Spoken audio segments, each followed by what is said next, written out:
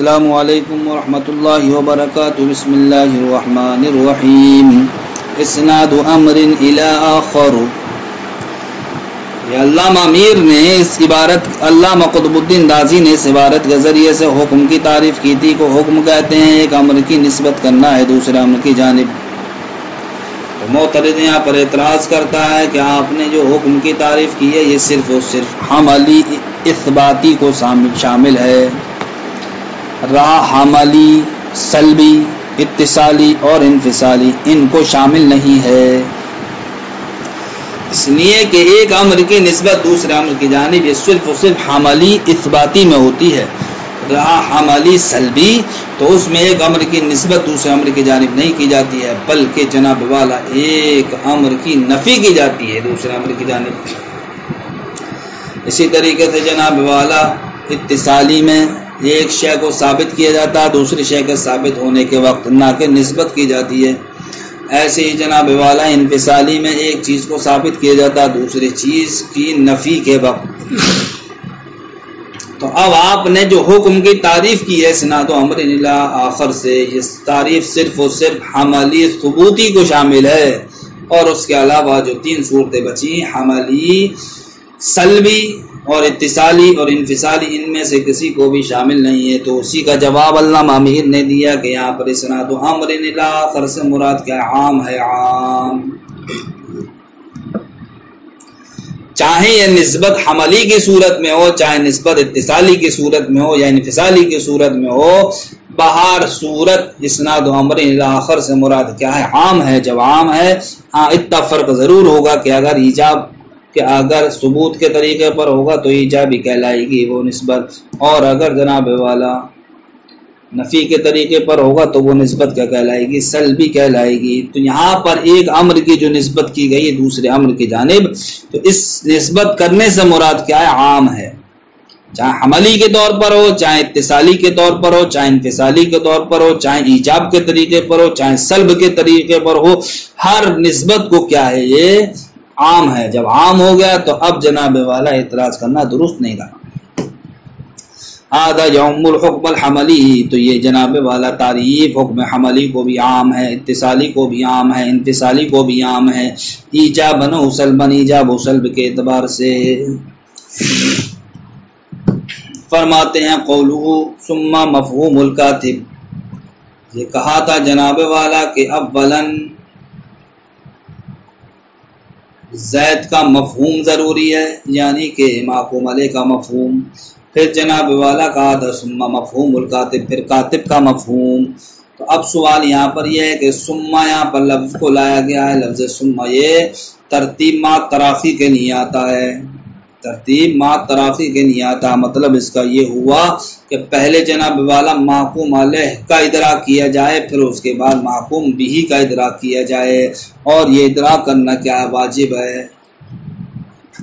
حالانکہ کبھی ایسا ہوتا ہے کہ انسان پہلے محکوم بھی کا ادراک کرتا ہے بعد میں محکوم علیہ کا ادراک کرتا ہے. تو اب سوال یہ ہے کہ لفظ ثم یہاں پر کون سا معنی مراد ہے؟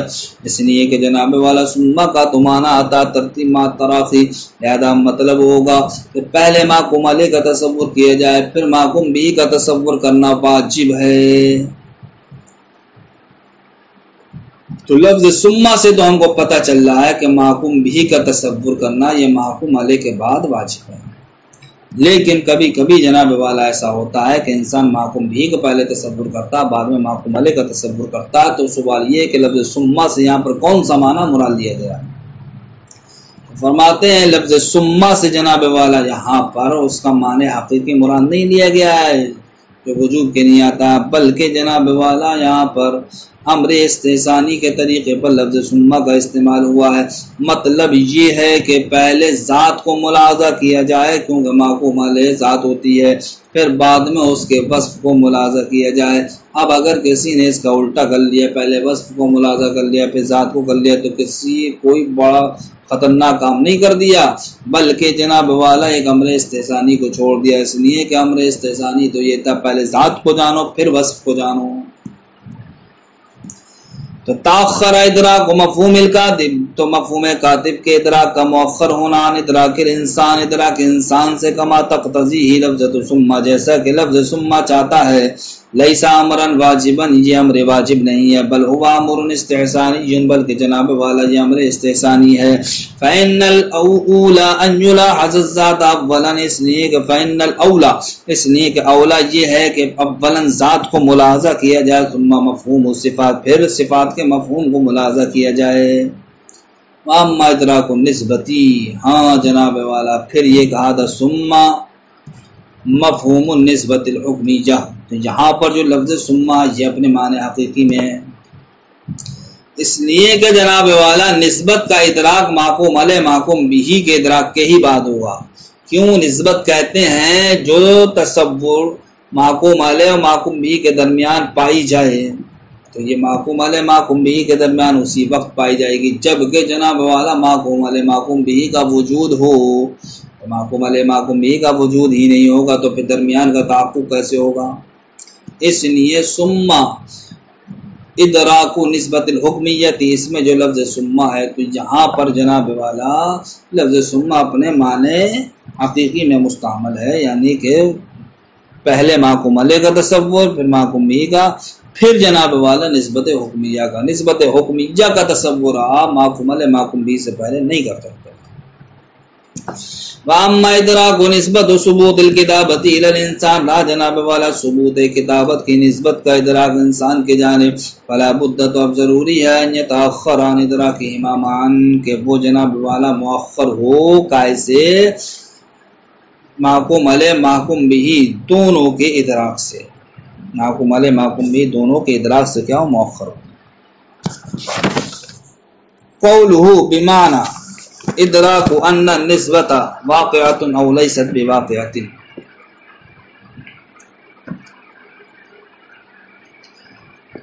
قطبی میں آپ نے یہ پڑھا تھا کہ تصدیق کے پائے جانے کے لیے جہاں تین چیزیں ضروری تھیں، محکوم علیہ کا تصور، محکوم بھی کا تصور، نسبت حکمیہ کا تصور، وہیں جناب والا نسبت کے وقوع یا نسبت کے عدم وقوع کا تصور بھی ضروری تھا۔ تو وہاں پر وقوع نسبت کی تفسیر کیسے کی گئی تھی؟ ان نسبت واقعۃ، اور عدم وقوع کی تفسیر کی گئی تھی ان نسبت لیست بواقعۃ۔ تو سوال یہ ہے جناب والا وقوع نسبت کی تفسیر قضیہ کی صورت میں، یعنی کہ ان نسبت واقعۃ یہ قضیہ ہے، اسی طریقے سے ان نسبت لیست بواقعۃ یہ دوسرا قضیہ ہے، تو قضیے کے ذریعے سے کیوں کی گئی؟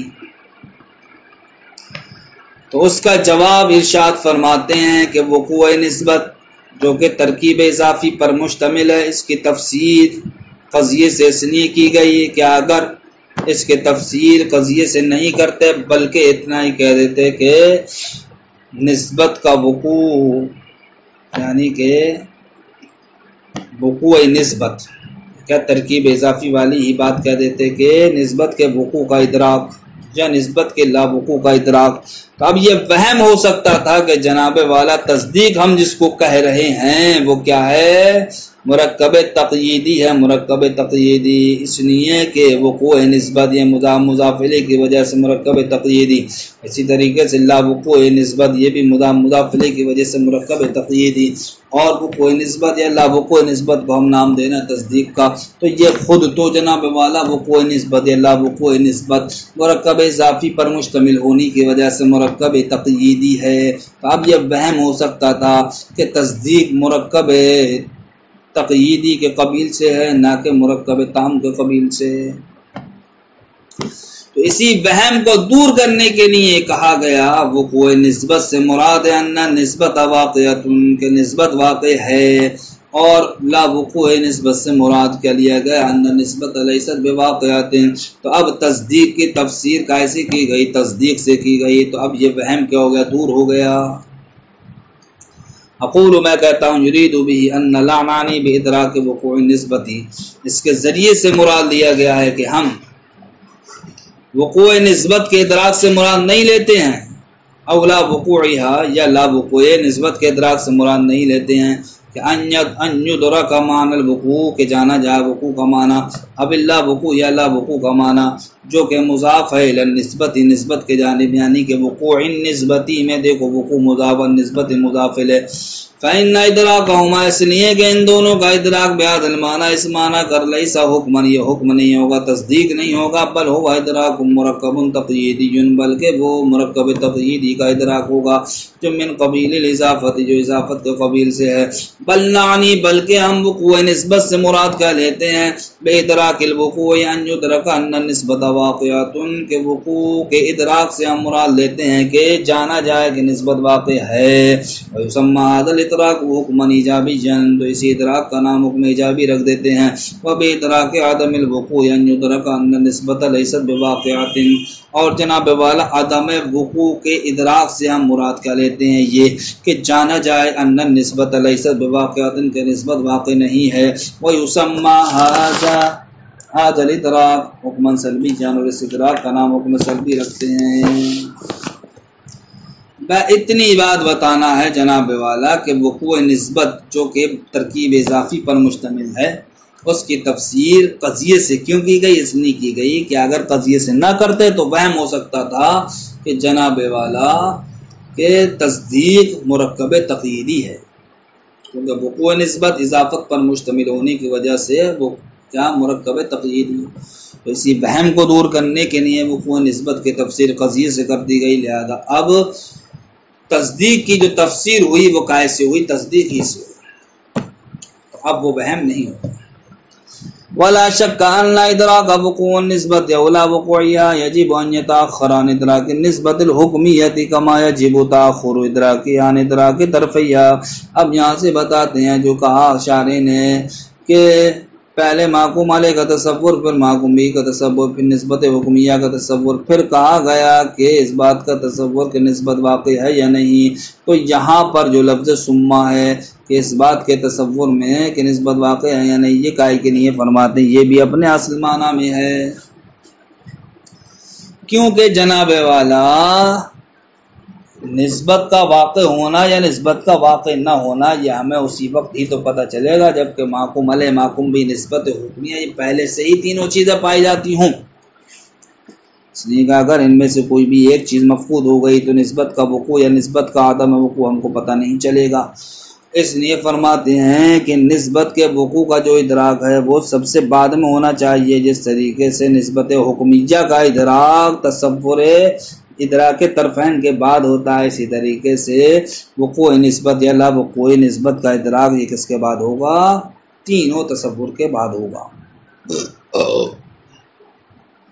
ولا شک ان ادراک وقوع نسبت اس بات میں کوئی شک نہیں ہے کہ وقوع نسبت کا ادراک اولا وقوعها یا لا وقوع نسبت کا ادراک یجب واجب کرتا ہے تاخر عن ادراک نسبت الحکمیہ کہ وہ متاخر ہو نسبت حکمیہ کے ادراک سے، کما یجب تاخر ادراکها جیسا کہ نسبت حکمیہ کا ادراک مؤخر ہونا جیسے کہ نسبت حکمیہ کے ادراک کا مؤخر ہونا واجب ہے، ان ادراک طرفیہا محکوم علیہ محکوم بھی دونوں کے ادراک سے۔